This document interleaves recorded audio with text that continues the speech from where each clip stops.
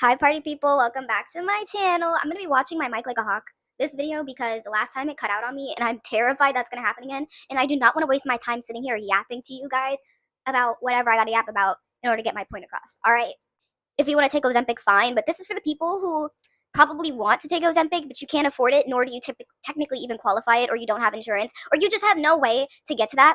I'm here to let you know there's still hope and you can still lose that weight regardless of if you have access to it or not. But yeah, at the last video, I mainly talked about nutrition and how to lose weight based on like calories and like certain macros to hit in order to lose the weight and like get the body composition that you want. But I didn't really get to fully finish all the tips I had in order to like achieve weight loss very easy, like because I know the biggest thing for people with losing weight, you kind of feel like, or at least for me, for the longest time I struggled with, okay, but how do I mitigate the hunger I'm going to feel from cutting back on the calories that I eat? And there's plenty of ways to mitigate that I have figured out, to where while losing weight doesn't feel like you're starving yourself, because that's the worst feeling. I don't even understand. There people do that where they starve themselves to lose weight, and I think that might work like maybe the first, like your first round of trying to lose weight, like if you're that determined, or let's say you're young. I feel like that's something like young people do, or like just people who've never had to lose weight more than once. If I'm being real, I've had to lose weight, or not had to, I lost weight more than once. Like I've gained weight, lost it. Usually happens over a course of like years, not like months. It's usually years, like depending on that year and my lifestyle and what was happening. My weight, I notice, fluctuates very much based on my environment, lifestyle, and whatever's going on in my life in terms of stress, sleep, things like that. So if you've been in that situation, I'm definitely gonna, and I feel like the more times you try to lose weight too, maybe someone might relate to this. Sorry, I had to check the mic. Maybe you might relate to this, but it kind of feels like harder and harder each time you do it. Or for me, I feel like this last time, and still kind of to this day, I just feel like it's been getting harder. Or like it just doesn't feel as like quick as it used to be. But then I'm also like, maybe it's because I'm not going as extreme as I was in the past, or I'm not really exactly sure. Maybe it's because I'm getting older. I have a different lifestyle. I'm not a kid anymore. But I'm only 25, so I don't really. According to like research, I'm pretty sure that's like not a thing that you like your metabolism drops that fast. Now, there is something I think called grown woman weight. Again, I don't know how accurate that is. I really just feel like it depends on your genetics if you're going to get in this quote unquote grown woman weight. But based on like my family, like my dad and my mom when they were my age, I don't think that's like necessarily a factor for me. Nor do I think it's a factor for anybody. I kind of feel like that's people usually making excuses with themselves, which is very fair. You want to find a reason for why something feels harder than it needs to be, which is fair. But we're going to get into how to make this easier throughout your weight loss journey. Because before I was giving you just the facts, like, okay, you need to be in a calorie deficit. You should probably focus on protein. You should probably focus on fiber. And you should probably watch your portions. But as you're cutting back, you start thinking, oh my God, like, how am I going to survive if I'm hungry, right? But the fiber thing, honestly, the protein and fiber that I told you, like in the last video, should carry a lot. But this is for people who are like, okay, Isis, I'm hitting my protein, I'm hitting my fiber, but I'm still struggling. Like, please, like, I need more than that. Like, that's not enough, like, to help me out. Sorry, I'm like walking over to get the things I'm about to. All right, so basically, I'm just gonna go through a lot of the different tips and tricks I've learned throughout the years that has helped me, like, with weight loss. Now, do I use these things all at once every day? No, but on the days where I feel like I'm struggling and I need that little help, I will employ these tactics. So I'm just gonna go off, not in any particular order, but number one thing that everyone should be doing, you need to be drinking water. And the way to figure out how much water you need to be drinking, I know there's like some math equation. Okay, so basically a good starting baseline based on Google is you want to multiply your body weight in pounds if you're not American, in kilo. You're gonna have to Google that if you're not American, but in pounds, and you want to multiply it by 0.67, which is 2/3. So whatever your current body weight is, you need to make sure you're drinking that. So for me, I can't tell you the exact number, but I know good rule of thumb that I've been following for years now is at least 4 bottles of water a day. And typically, if I'm working out or doing something where I'm sweating a lot, like the 3 days a week where I'm running, I'm consuming probably like 5, 6, I don't know, however much I want. Or if you really want to do this challenge that I know people do, but it's not necessarily necessary, but it's really good for like bodily function, like going number 2, like clearing up your skin, is if you do a gallon of water a day challenge, and you can do that for like a week, and that'll like reset yourself. But that's a lot of water, unless like you're really tall or you weigh a lot. That's not really necessary. But if you want, like, that's okay, you can do that. But if you're like really short and you don't weigh that much, I don't know, listen, go at your own risk. But I know that is a trick a lot of people do, like they'll drink a gallon of water a day. Am I drinking a gallon of water a day right now? No, I'm not. But it's good for you. It's good for you. I'm 5'7", I'm pretty tall. So I think I've done that before, but I've done it before, like on and off, like during certain periods. Again, if you're feeling like you need that boost. A gallon of water a day is definitely a good trick you can do, or just making sure you're hitting your water. Oh, that's another tip. Do not drink liquid calories. Now I drink a little bit of liquid calories because I like to drink coffee, but that's another thing. Ooh, there's so many places I can go. Let me just start with liquid calories. If you're only drinking water, there's not going to be any room for juice. There's not going to be any room for soda. Now, diet soda, I'm not going to lie, I am a diet soda drinker. I kind of don't have anything that against it, but make sure you're drinking diet sodas that are caffeine free.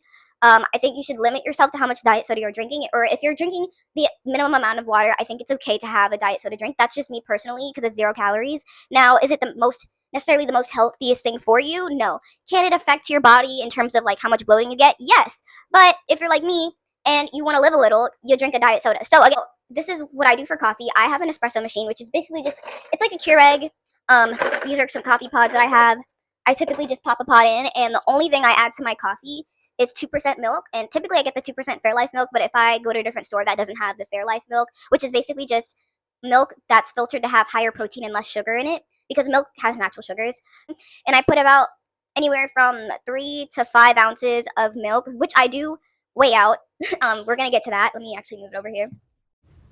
I forgot to bring it up. I wanted to mention that I do use a scale to track. Now, there was times in the past before where I didn't use a scale to track, but if you're tracking your calories, the most accurate way to track your calories is with a scale, and you can easily get that one from Amazon. I'll probably insert a picture here so you can see what it looks like.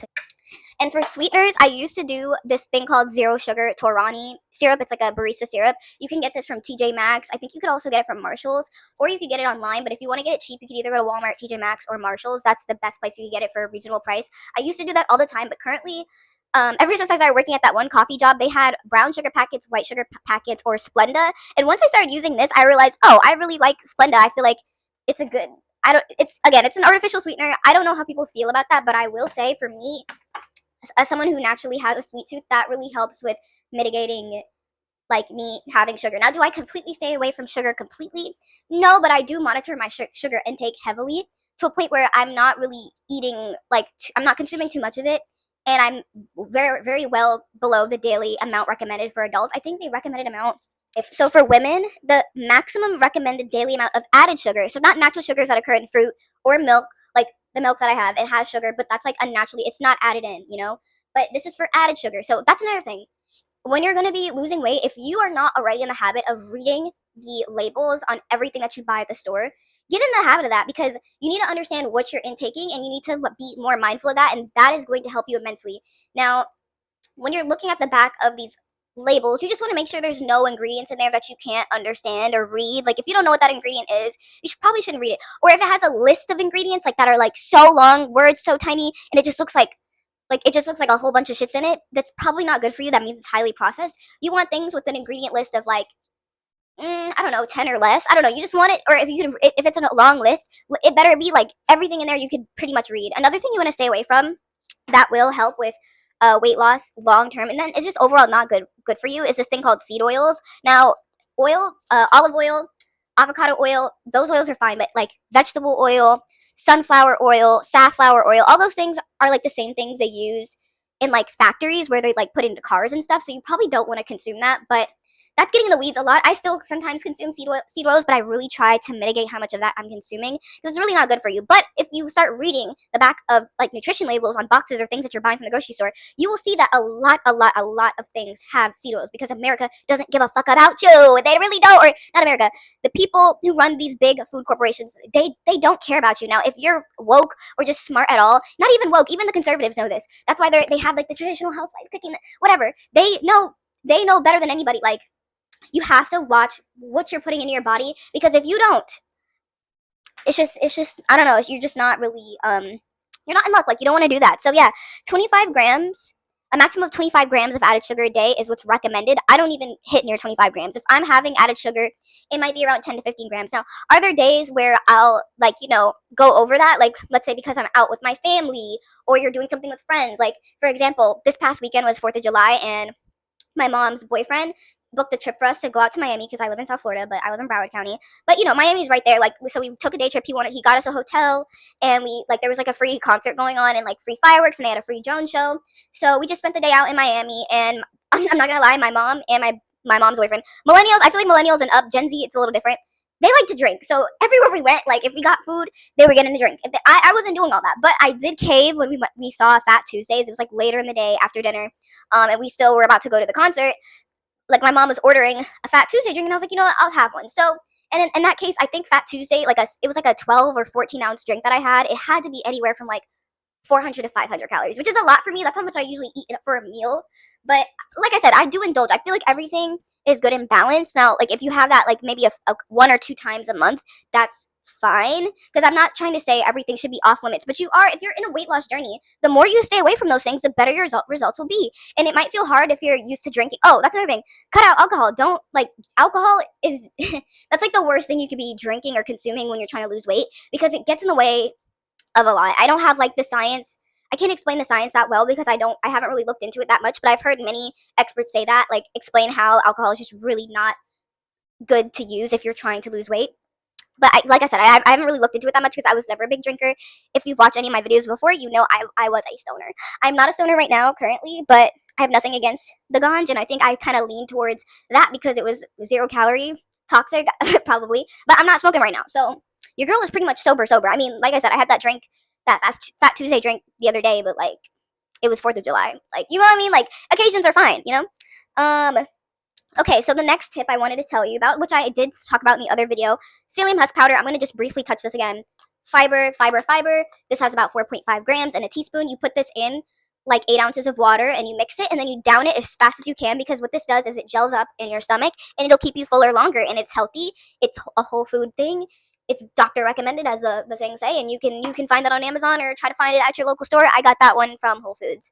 The next thing that we're going to talk about as a hack that is scientifically backed up. I don't know if, like, I feel like this is something people have heard of, but apple cider vinegar. I have the actual thing, and I like this brand, Brad's, and if you are going to get it, make sure it has the mother, which is this weird sus gelatinous stuff. That's normal.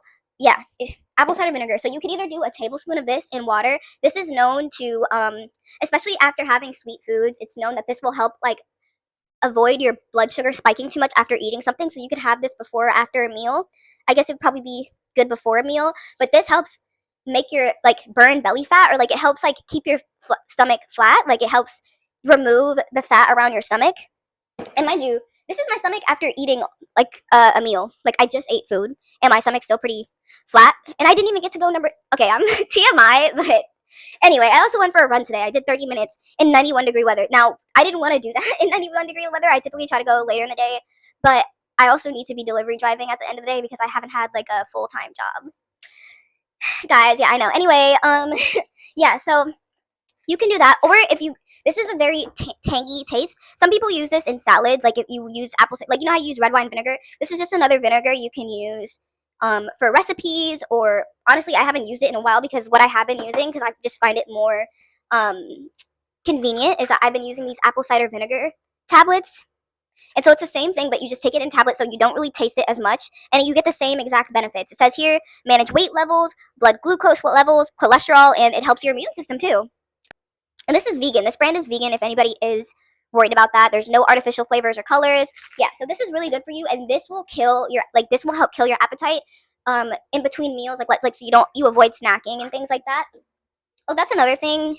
Actually, no, I wouldn't even say like you have to avoid snacking in order to lose weight. I really feel like everyone's different. So if you like to eat throughout the day, do that. Or if you like to have bigger but less frequent meals, you could do that as well. I'm kind of more on the side of like have bigger staple meals, but I do tend to snack as well sometimes. So again, I don't know, that's up to you. But those are really, really, really good ways I just told you about to help you lose weight.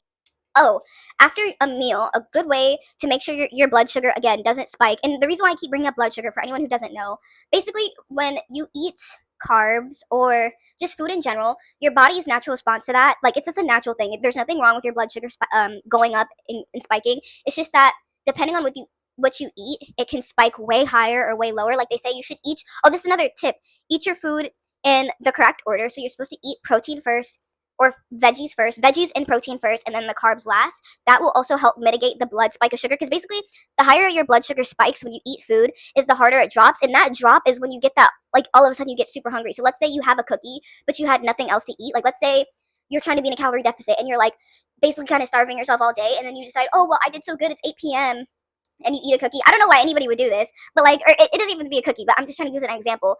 A cookie has a lot of sugar, and the more sugar something has, or the more carbs, it typically spikes your blood sugar more, which is fine. It's gonna spike when you eat food, but when you're eating these high sugar things or the unhealthy things, it dips really aggressively to where your body starts sending you more aggressive like hunger signals once your food, like once your body digests the food. I feel like I'm doing really bad at explaining this, but hopefully you understand what I'm saying.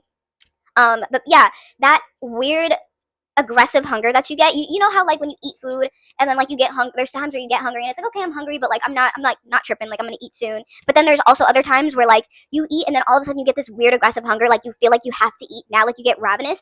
That's from your blood sugar spiking from that most recent meal you just had, and then dipping because whatever meal you just had probably didn't have a lot of fiber, you probably didn't have a lot of protein. It could have either been high carb and high sugar, or it was mainly carbs. Like for example, if you ate pancakes in the morning, again, nothing wrong with pancakes.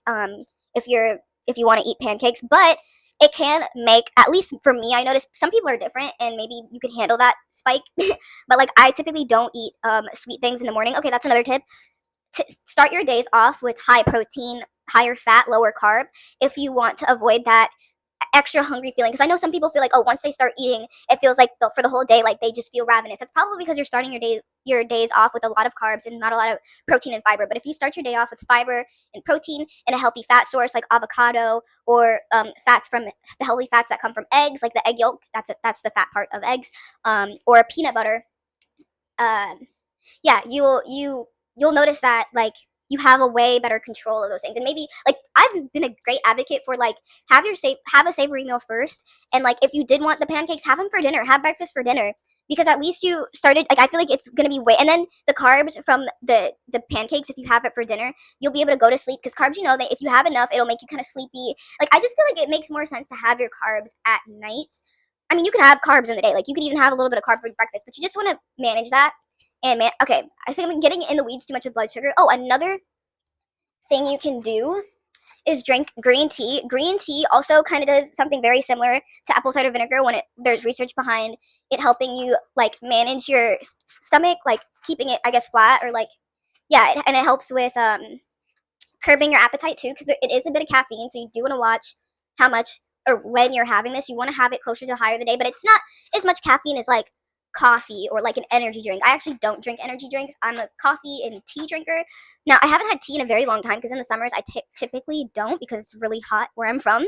But during the winter time, this is my best friend. Or like if when I was going to work and I was working in an office, I would have these a lot, and this is really good for like, it has L-theanine, which is something that's like calming and relaxing. Same thing with matcha. Matcha is pretty much a very concentrated version of green tea. So yeah, that's another thing you can do, is you can drink tea, but make sure when you do drink tea, you drink it at least 30 minutes after eating something, because it can interfere with vitamin absorption. I forgot exactly why, but you just it does interfere with vitamin absorption if you drink it too close to a meal, and that goes for any tea. My favorite teas though that are great for like mitigating hunger in between meals is peppermint tea, and that one's caffeine free, and then green tea. Those happen to be my favorite teas, but there's so many teas in the world that you can drink. So your options are endless with that, and that's why I love tea. And it's 0 calorie. Just don't add any sugar to it. Or if you're like me and you don't care about artificial sweeteners, add a Splenda, and then boom, there you go. Just be careful with Splenda though, because sometimes it triggers like your sweet tooth. I have a sweet tooth, unfortunately. What else? Oh, another thing you can make sure you're getting in the day is probiotics. That also helps with keeping things moving. And it's also, probiotics just basically help with maintaining a healthy gut. And the reason why you crave, I know there's one of the reasons why you can crave like things that are technically bad for you, or like just not that healthy. I don't like to call foods bad or good. I'm trying to keep the advice that I give on this channel very healthy, very balanced. I don't want to send anybody too far into like a negative headspace when it comes to losing weight. You don't want to like hate yourself in the process. You have to love yourself through this process. And I feel like labeling foods as good or bad is not good. So I just caught myself. But if you're eating something that's just not the healthiest, that doesn't have any fiber, isn't a whole food based, whatever, and you're used to that kind of diet, you can cultivate a gut bacteria where your body is looking for that. But the more you cultivate your body and like put foods in your body that cultivate a good gut bacteria, the less you'll crave these foods. Or in layman's terms, the healthier you eat and the more whole foods you eat, the more your body's going to get used to it. So if this feels hard in the beginning, that's completely understandable. You know, it can be a little challenging, but that's why I'm trying to give you guys these tips to understand that you can get through this. You just need to make sure that you're eating enough protein, eating enough fiber, because those things will really help mitigate those things. And then you also can use these tips where I told you get apple cider vinegar pills. That's a really big one I recommend. The fiber boost that you can get just from drinking psyllium husk instead of trying to eat, like, I mean, you still have to eat veggies and beans and things like that, but yeah, like, I just wanted to come on here and tell you, like, things you should really watch out for. Liquid calories, that was one. The thing is, it's so easy to drink a soda. Like, that's like, what, 240 calories? You drink it just like that, and it feels like nothing. So it's like, why drink liquid calories when you could save those calories for your meal? And like I said, if you're a coffee drinker, I say go ahead and have your coffee. But when you're going to Starbucks and you're getting one of their, like, pre-made drinks, and they're pumping all that sugar, and the calories are just adding up, or they're just adding all this milk, like I said, I do like 3 to 4 ounces of 2% milk. That's like around 50 calories, give or take. It's really not that many calories, and I'm willing to factor that into my day. I just track it and make sure I account for that. But like anything, like if you're drinking calorie drinks that are like 100 calories or more, why would you waste that 100 calories on a drink when you could eat that in blueberries, when you could eat that in rice, beans, meat? Like, you could just, like, what, you would feel way more satisfied if you're just eating your calories instead of drinking them. And then not drinking those drinks gives you way more room to drink water, to where, like, you're also keeping yourself hydrated, because a lot of times when you feel snackish, and if you haven't had water, if you drink water, you'll probably feel not, you just realize you were thirsty, you weren't actually hungry. Now, there are times when you're actually hungry, and drinking water is only going to temporarily, like, that's another myth some, like, of these skinny girls on YouTube and places like to say, oh, you're not actually hungry, you're thirsty. you're, you're thirsty. No, girl, like, you actually might be hungry. The water can hold you down for like maybe another 30 to 60 minutes, or like if you're going to bed and you, like, I'm not gonna lie, I believe in just having a piece of fruit if you get a little hungry before bed. Like, it won't kill you. Sorry, sue me, but I can't say that I just, like, well, I try to, like, stop eating at least 2 hours before bed. I do, but there are some nights where I'm hungry and I'm gonna eat. I'm not about to stop myself, because I just realized, like, when I get too, again, personally me, when I get too crazed about like restricting myself too much, it just backfires and it just makes me want to overeat later. So just be mindful of that. One thing too to help with weight loss is watch the foods high in fat, because if you don't know this, I'll tell you. Like, basically, fats are the most calorie dense foods. That's peanut butter, that's butter, oil. Like, I don't know if you know this, but a tablespoon of oil has about 120 calories. A tablespoon of oil, or even peanut butter. I love peanut butter. That's actually one of the things that made me gain weight in the past when I was vegan, because I would consume that a lot. Oh, cheese. That's also another fat food. Anything that is made up majority of a fat, whether it's a healthy fat, saturated fat, whatever, it's really calorie dense for very little. Now, as a woman, if you're a woman, you need fats in your life in order to make sure you're maintaining your hormones, and like to maintain having a period and all that things like that. I've never lost a period, by the way, but I'm just saying, like, you don't want to go too low in fats, but you definitely want to watch it. Like, you want to make sure you're consuming a serving of fat with a meal, like, each time. You really want to watch that. And I'm saying that, I think I'm like pressing that right now, because I personally love fats. Like, when I first started tracking my calories after a really long time, I noticed that a lot of my calories did come from fats. And in order to, like, mitigate that, you just need to make sure you're eating more protein and fiber. And fiber comes from carbs, so you need to eat more carbs and protein versus fats. And you just want to make sure you're keeping your fats in check, because when you're dousing your food in olive oil, that's no bueno. Like, if you want to lose weight, like, there's nothing wrong with olive oil. It's really good for you. It's good for your heart. But next time you cook, instead of dousing your food in olive oil, you can just use a tablespoon. Like, get the measuring spoons, measure it out, or half a tablespoon. Just keep track of how much you're consuming. Me personally, I don't even have any, like, full, like, now I just use the spray because I feel like it's more manageable, and like it evenly disperses the oils. But yeah, you just want to be careful, like, how much you're using. Now, there are people who are like, oh, I'm oil free. I don't think you need to do all that. I just think you need to watch what you're doing. Oh, that's another thing. Cook cook as much as you can. Do not try to avoid eating out, because when you're eating out, you just don't know how many calories that you're consuming. A lot of these restaurants, they make the foods high in fats, high in sugars, high in salts, high in sodium, because they want you to come back. They want the food to be yummy. Even the healthy food places, or even like acai places or smoothies, they usually give you these huge portions. They're usually having all these additions, and they're doing that because they want you to come back and keep eating there. And there's nothing wrong with having those places once in a while, but you're really best off when losing weight just cooking at home. It'll there's You can make so many things that you would typically eat, but make it at home for way less calories. Even the unhealthy things, like if you just cook the less healthier things at home, you would still be saving a ton of calories, just because that's how much of like things and calories and how like it's just better. I'm telling you, it's just better to do it at home, right? So my tip for people who are not used to cooking, I would say start cooking. And what you should do is just like reverse engineer. So like, let's say you like fries. Like, let's just say you love fries. That's a high fat food because it's anything deep fried you should probably stay away from. But if you really like getting fries, I would say invest in an air fryer or use your oven at home, buy potatoes and make fries at home, and you could probably eat way more than you would if you're like managing, like talking about calories wise. You can make fries way healthier at home than cooking them. Or let's say you like burgers, instead of going to the restaurant, make a healthy like turkey burger at home, and you can add like actual veggies or like more lettuce on it. Like there's just so many ways to do it. Like me personally, I like chipotle bowls. I think I said this in my last video. I just make the chipotle bowl at home. So literally anything that you think you like, that you want to start making at home, like that would be my, I wouldn't say just start trying to make like typical healthy meals like the chicken, rice, broccoli.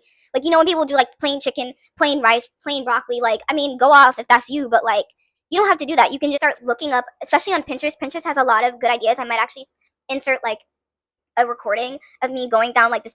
Oh, that's a fun way to do. Like, start a Pinterest board if you like Pinterest, and like just look up healthy meal ideas. You can do like, oh, Asian inspired healthy meal ideas, whatever cuisine you like, and just start getting ideas. And like you'll see how pretty some, like there's a lot of like nutrition or like food influencers that make these homemade meals, and they're like fit healthy girls that are like really slim and fit and all that. But you know, like you'll see their meals and like you will understand how they're able to maintain it. Their meals look beautiful. Start making your meals where it looks appetizing. Add color, add the veggies, add, you know, like I'm gonna add probably some photos as I'm talking about this stuff, of stuff that I've made and things that I've seen on Pinterest, because you could get a lot of inspiration that way. I've spent several hours throughout my life just like looking up recipes online and trying to make them. And if you're not used to cooking it, be prepared for a recipe to fail and charges of the game, and don't let that discourage you because that will happen. So when you're in the grocery store, a good rule of thumb is to just stay on the perimeter of the grocery store, because all the stuff that's not really that good for you is usually in the center, like in between the aisles. Now there are stuff you're going to need in some aisles, whatever, but you'll notice the dairy section, the produce section, the meat section, all that is on the outside, and then all the processed foods on the inside. So try to avoid going in, like don't walk down the snack aisle. If you know you have problems or there's going to be a trigger food there for you that you know you like to just go in on, because trust me girl, I have mine, and I have to stay away from them.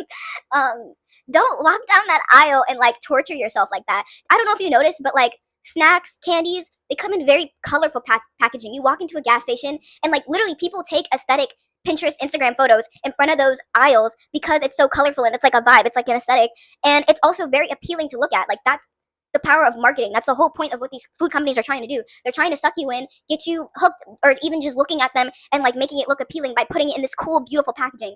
And also be aware of things that are claimed to be healthy that are actually not. Like I feel like there's so many things that like appear to be healthy but they're not. But I'm telling you, if you just start reading nutrition labels, you will see the things that claim to be healthy are not always the healthiest, because it has hella calories, or it has hella sodium, or it's just like, even if it is healthy, just because something's healthy doesn't mean that you could just eat a whole crap ton of it. You have to watch calories. At the end of the day, it's CICO, calories in, calories out. That is the main thing that's going to help you lose weight. But hopefully you found this video helpful. Hopefully if you guys have any questions for me, or if you guys want to add your tips that you guys know that you've been working through as you've been losing weight, drop it in the comments below. If you have anything to say at all, like this video, if you appreciated it, that would help me a lot. I am a small YouTuber and I love YouTube, but YouTube is my main source of entertainment. Like I don't even have subscriptions to things. Like this is my passion for sure. Yeah, and more to come. I'll probably talk a little bit more about like my next few videos might still be based on like fitness and stuff, just because I wanted to get it out there. I've been just kind of covering a whole bunch of topics that I'm into, so don't expect the exact same content from me forever. I'm just letting you know. But yeah, thanks guys so much for watching, and I'm gonna go because I yap way too much.